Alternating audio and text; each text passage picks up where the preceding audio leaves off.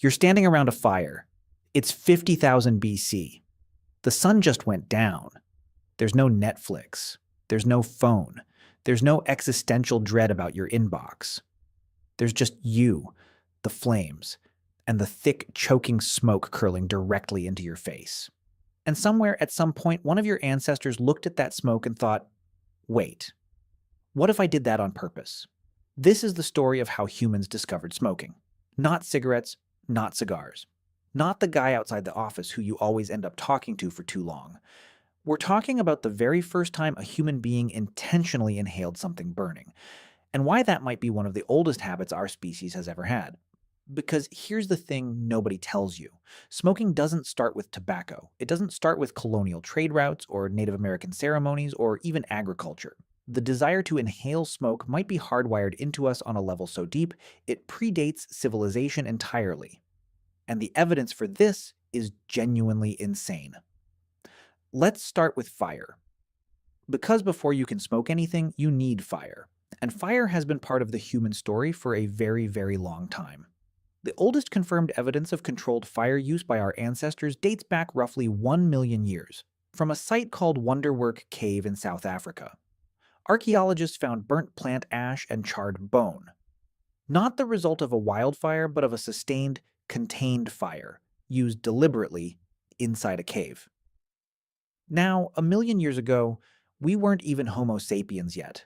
That was Homo erectus, our earlier cousin, with a smaller brain, a heavier brow, and absolutely zero interest in being told what to do with it.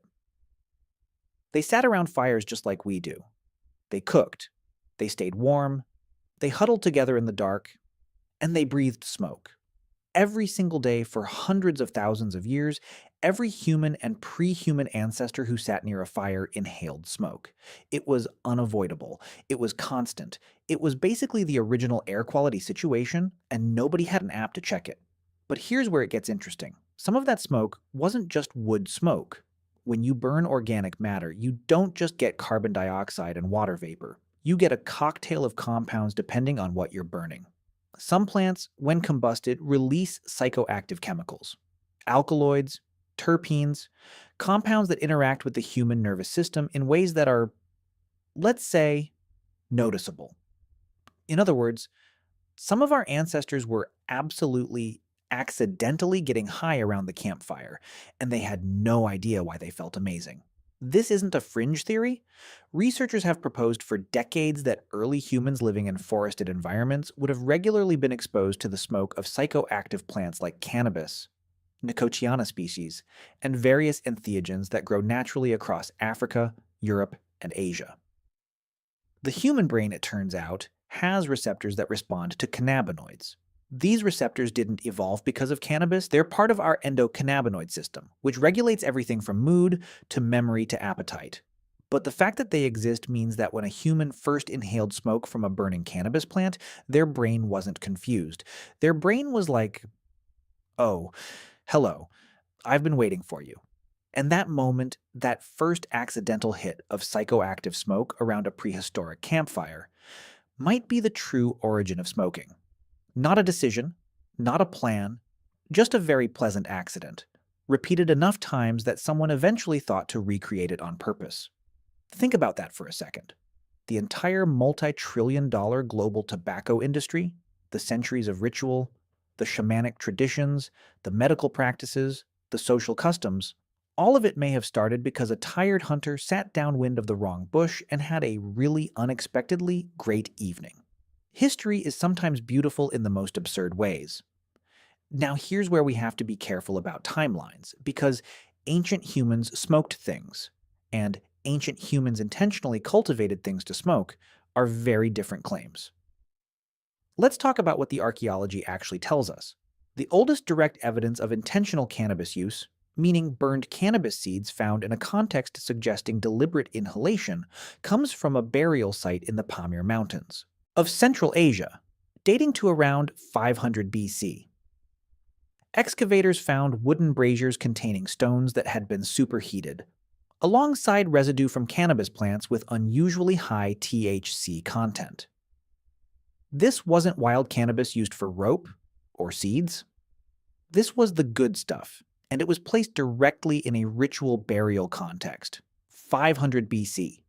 That's roughly 2,500 years ago. But here's the question that should be sitting in the back of your mind. Does the absence of older physical evidence mean it didn't happen earlier? Or does it just mean we haven't found it yet? Because organic material, seeds, leaves, plant fiber, almost never survives thousands of years in the ground. We find stone tools from 3 million years ago because stone is basically indestructible. But a wooden pipe filled with dried herbs? That's gone in a few centuries under normal burial conditions. A leather pouch of cannabis? Dissolved back into the earth long before any archaeologist ever showed up with a trowel. So the absence of evidence, in this case, is absolutely not the evidence of absence. There is also the Herodotus problem. Herodotus, the ancient Greek historian writing in the 5th century BC, described in remarkable detail the Scythians, a nomadic people from the Eurasian steppe, performing what he called a vapor bath. They would set up small enclosed tents, heat stones until they glowed, and throw hemp seeds onto those stones. Then sit inside the tent inhaling the smoke and, as Herodotus wrote, howling with pleasure. For centuries, historians assumed he was exaggerating or misunderstanding what he saw. Then archaeologists started excavating Scythian burial mounds and finding, you guessed it, bronze braziers, heated stones, and hemp residue, exactly what Herodotus described. The man was just reporting what he saw. He wasn't embellishing. He was, if anything, underselling it. Let's talk about tobacco, because it's the one most people actually associate with smoking. Tobacco is a plant in the genus Nicotiana, and it's native to the Americas. That matters enormously because it means tobacco was completely unknown to Old World civilizations, Europe, Africa, Asia, until contact with the Americas in the late 15th century. When European explorers arrived in the Caribbean in 1492, they immediately noticed indigenous people doing something strange. Columbus himself wrote in his journal about seeing men and women walking around with small glowing sticks, inhaling the smoke from burning dried leaves, and letting it back out through their noses and mouths.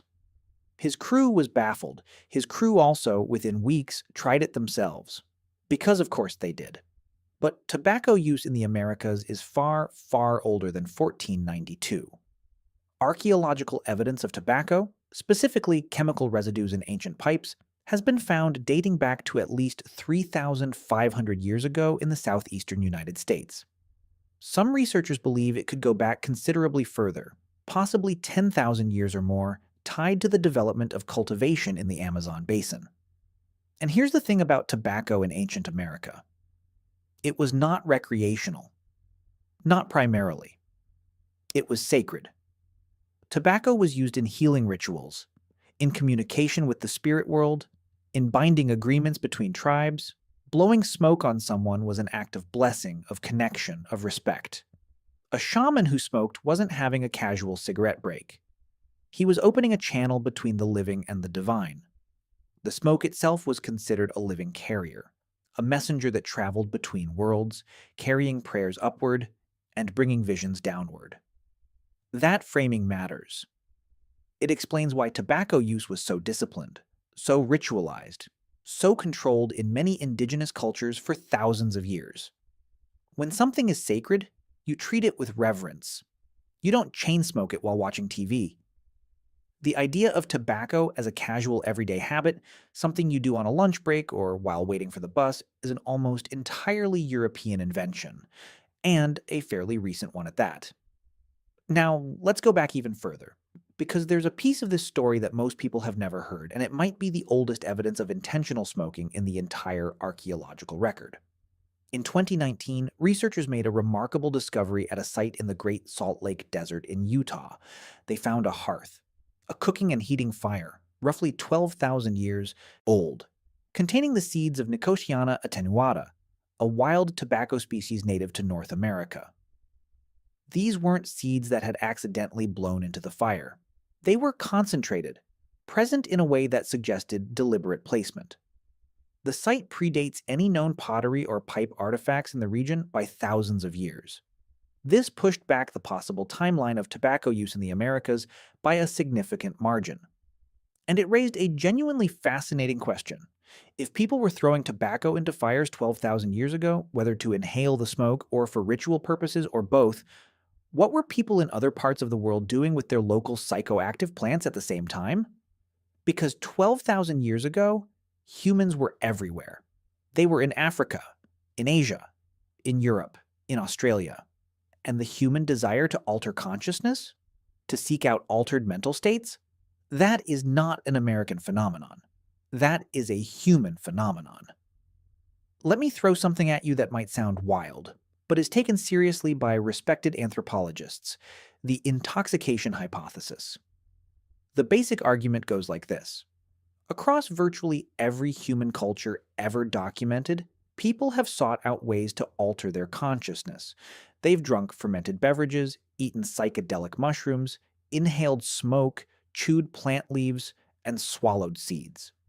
This behavior is so universal, so persistent, and so independent across cultures that some researchers believe it isn't accidental. Ronald Siegel, a psychopharmacologist at UCLA, proposed in the 1980s that the pursuit of intoxication is a fourth drive, alongside hunger, thirst, and sex, that is biologically embedded in animal behavior, not just human behavior. Elephants deliberately seek out fermented marula fruit. Reindeer in Siberia have been observed eating Amanita muscaria mushrooms and then drinking the urine of other reindeer who ate the mushrooms, because the psychoactive compounds pass through intact. Reindeer. Doing drug recycling. In Siberia. Honestly, respect. The point is, if the drive to alter consciousness is this deep and this old, it's entirely reasonable to propose that early humans, long before they domesticated any plant, long before they had pottery or pipes or any of the tools we normally associate with smoking, were deliberately exposing themselves to smoke from psychoactive plants because they had learned through experience that it changed something in their mind. Maybe they burned those plants intentionally during rituals. Maybe they selected campsites near specific plants for exactly this reason. Maybe they learned which smoke made you feel good and which made you feel like you were dying, which, with some plants, is a distinction that kills you once before you figure it out. This is trial and error, prehistoric style. Very high stakes, occasionally literally fatal. But the ones who survived? They remembered. They told others. They passed it down through generations of knowledge that never got written, but got lived. That's how most human knowledge worked for most of human history. Not libraries, not schools. Lived experience, passed mouth to ear, around a fire, in the dark. Let's also talk about something that rarely comes up in this conversation. Smoking as medicine. Long before smoking was recreational, long before it was spiritual, it may have been medical. The Aber's Papyrus, one of the oldest known medical documents in the world, dates to ancient Egypt around 1550 BC. It describes treatments involving the inhalation of smoke from heated herbs, specifically for conditions affecting the throat and lungs. This is wildly counterintuitive from a modern perspective. You're telling me the ancient Egyptians treated lung problems by inhaling smoke? Yes. Yes, they were. And while that seems insane, it's worth noting that the specific herbs they used, including henbane and various aromatics, do have genuine pharmacological properties when inhaled. The ancient Greeks used fumigation, therapeutic smoke, regularly. Hippocrates, the guy you take an oath named after if you become a doctor, wrote about the inhalation of herbal vapors to treat diseases of the lungs and other conditions. The thinking wasn't crazy by the standards of the time. Smoke reaches the lungs directly, so if the plant has medicinal properties, delivering it via smoke makes a certain logical sense. The lungs as a delivery mechanism. Inhaled medicine. We still do this today. With asthma inhalers and anesthetic gases and nebulizers, the delivery method survived.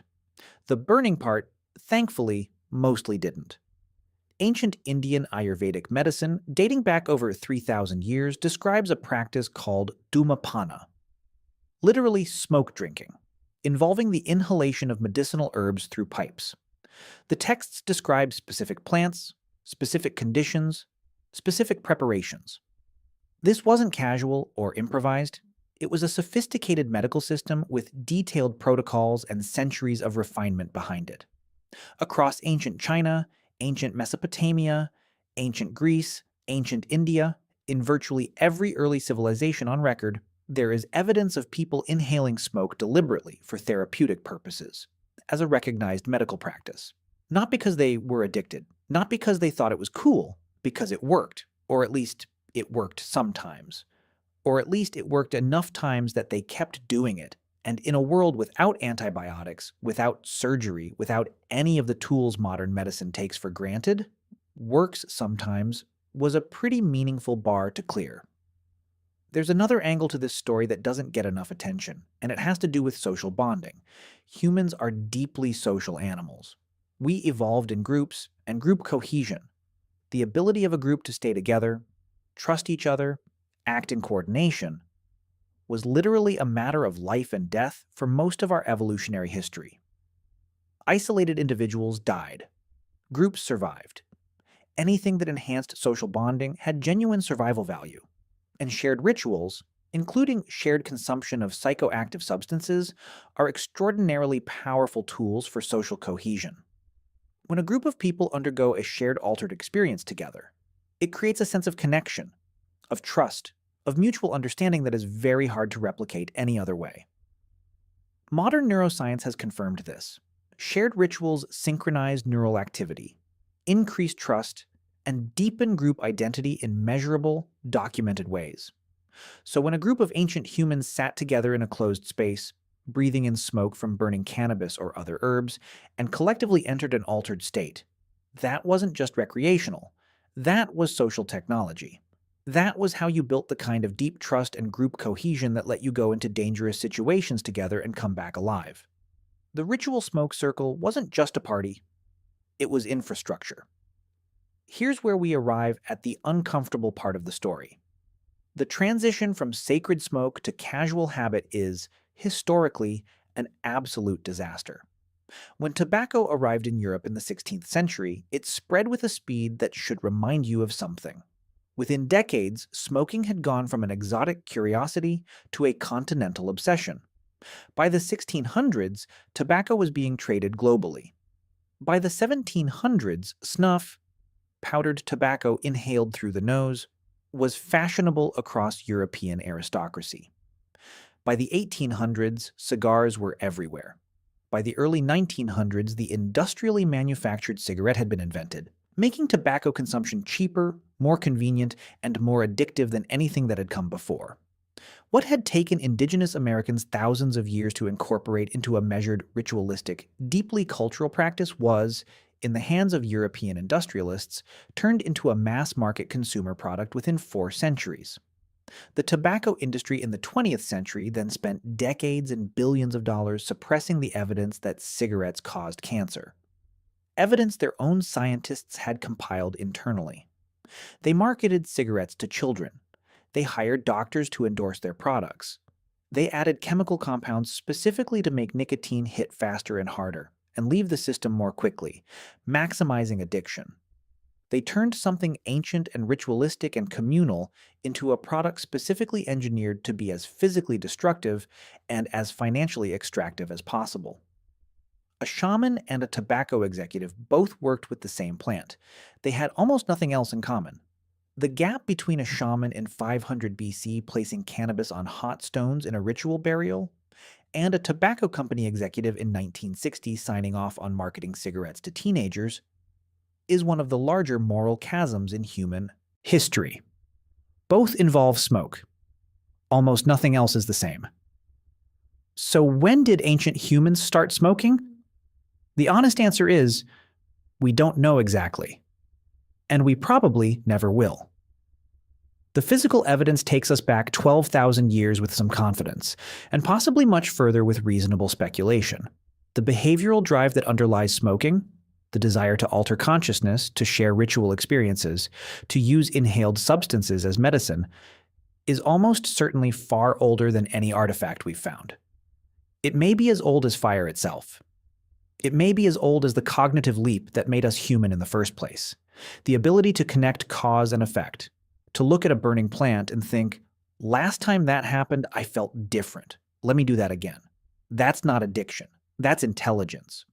What we do know is this: the behavior is extraordinarily old.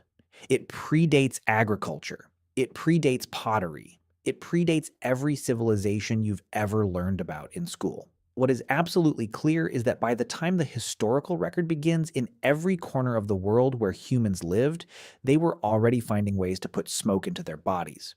The specific plants changed. The rituals changed. The purposes changed.